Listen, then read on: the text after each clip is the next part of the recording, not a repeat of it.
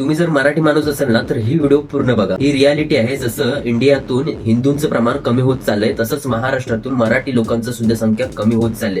तर हा ग्राफ आहे तो तुम्ही पूर्ण बघा. तर हे पर्सेंटेज तुम्ही बघू शकता किती घटत चालले आहेत आणि पुढच्या 10-15 वर्षात काय परिस्थिती होऊ शकते हे बघा.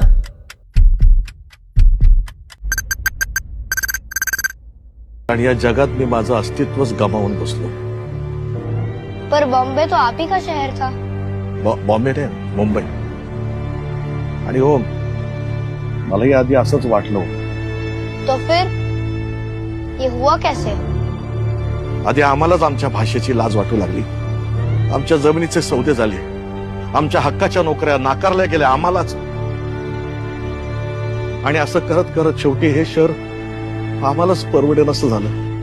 जब ये सब हो रहा था तो क्या आपको इस बात का एहसास नहीं हुआ. जाणवलं होतं ना, पण शेवटी मराठी माणसांनी एकमेकांचे पाय खेचण्यातच बघ ना. तो फिर क्या आप शहर छोड़कर चले गए. नाही, आम्हाला हक्कलं गेलं जाणून बुजून पद्धतशीरपणे. काही राज्यकर्ते आमच्या अस्तित्वाची दलाली करत होते आणि त्याला मी विकास समजून आम्ही थंड बसलो. पर किसी ने भी इस बात के खिलाफ आवाज क्यों नहीं उठाई. एक होता ना.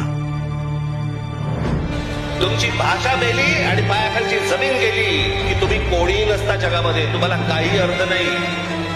आणि हे तुमचं अस्तित्व नष्ट करण्यासाठी म्हणून होतंय. हे राज ठाकरे जे बोलतोय तुम्हाला आज नाही कळणार, आज नाही पटणार लोकांना, कालांतराने कळेल. कळकळीने सांगत होता. चला त्यावेळेस त्याचं ऐकलं असतं ना तर आज ही परिस्थिती नसती.